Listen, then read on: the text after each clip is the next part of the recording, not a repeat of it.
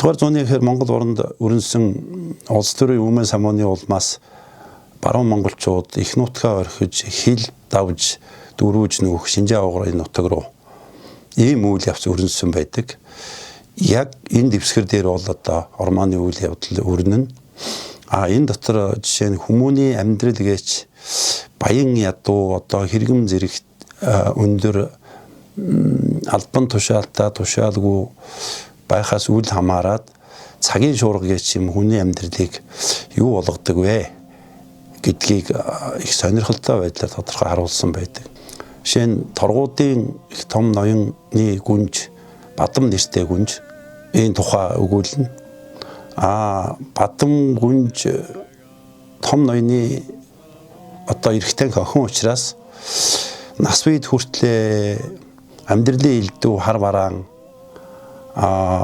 зовлон бэрхшээлгээчийг үжилгүй өссөн ийм эрэгтэй охин нас үед хүрээд нутгийн залуутай хайр сэтгэлтэй болоод улмаар гэрэлж айл гэр зохиогоод ингээд сайхан амьдарч байх яг энэ үед баруун монголчуудын хамарсан улс төрийн их үүмэн самуу бужигнаан дэгдэн улмаар нутаг ордынх нь хүмүүс хил давж дөрвөж нүүж энээсээ болж одоо жишээ нь маш их тийм зовлон бэрхшээл одоо өхөл хагцал дайн самуу хийг их зэргийг одоо үздэг л дээ. Ийм ирэх тань хөссөн Бадам гүнж нутаг орноо орхиж нүүснээр эцэг эхээ алдах, улмаар бүр хань ижлээсээ салах, улмаар бүр цаашлаад ерөөсөө бүр одооны хэлээр бол гудамжинд гарах гэх мэт олон янзын зовлон бэрхшээл үүсэн. Ингэж явсаар эцэст нь хавьяасаа харь гаргийн Европын Франц хүнтэй таарч. Тэр Францэр бол Бадам гүнжийг одоо эмгтэй хүнийх нь хувьд гоо зүгсэнтэй сайхан бүсгүй хүнийх нь хувьд хайрлж өөрийн ханаа болгоод нутг руугаа аваа явцдаг. Тэгээд маш олон жилийн дараа өвтөл настай болсон хойноо Бадам гүнж нутагтаа эргэж ирнэ. Нутагтаа эргэж ирэхдээ багын тийм баг насны баг саг дурсамжаас өөр юм ер нь баг үлдсэнгүй дээ Бадам гүнжид.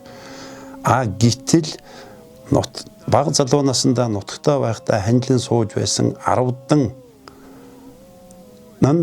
Бадам гүнжийг нутагтаа ирэхээс хэдхэн хоногийн өмнө өөд болцсон. Тэрнийх нь найз Хаян гэж өвгөн Бадам гүнжид одоо газарч хийх ийм үүрэгтэй гэр тэр хоёр ингэж учирдаг. Бадам гүнж яагаад нутагтаа ирсэн гэхээр Франц нөхөр нь бол тийм анчин хүн. Африк гэх мэт онгон зэлбүүд байгальтай газруудаар явж ан хийдэг.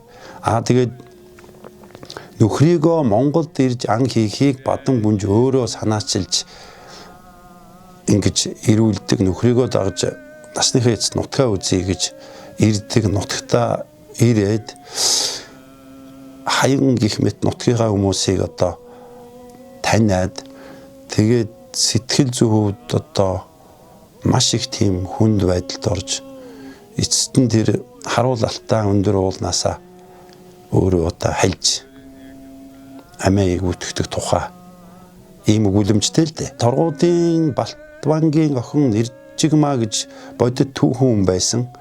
Эрдэм боловсралтай зүс царай одоо гоо сайхан маш тийм алтартай сайхан гүнж байсан тухай одоо Европын судлаачид тухайн үеийн Монгол орноор явж байсан хүмүүс бол онцгойлон бичсэн байдаг. Нэржигмаа гүнжийн бодит түүхээр сэдвүүлж энэ зохиол бичигдсэн гэсэн яриа бол байдаг. Тийм байх талтай. Яг үнэн эсхийг бол мэдэхгүй. Ер нь бол тийм байх бүрэн боломжтой. Харуул алтаа дууны утга бол яг уу баруун Монгол ардын дуу яг уу аав ээжийн хайр инрэл нутаг усны тухай өгүүлсэн. Жишээ нь харуул алтаа өнгсөн хадаад агаад урсан хам буурлаа минь хангинан дуулж суудгаа гэсэн ийм мөрөөд байдаг санагдж байна. Аймгийн үнд сумд одоо жишээ нь харуул овоо гэж бол бий. Харуул алтаа гэдэг нэр маань өөрөө тэр хил хязгаарын дайн самуу одоо тэр дөрвсөн үүмсэн тэр үед бол одоо нутаг орноо орхиод гарсан хүмүүс эргэж ирэхдээ тэр харуул алтай нутгаа хараад санаа ширсэн. За хүний нутагт байхдаа харуул алтай нутгаа маш их сансан.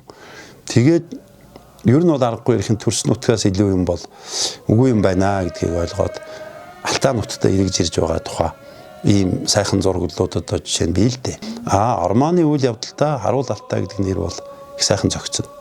Нөгөө талаар зохиолч Гармаагаа бол одоо жишээ нь Төв аймгийн хүн юм билээ.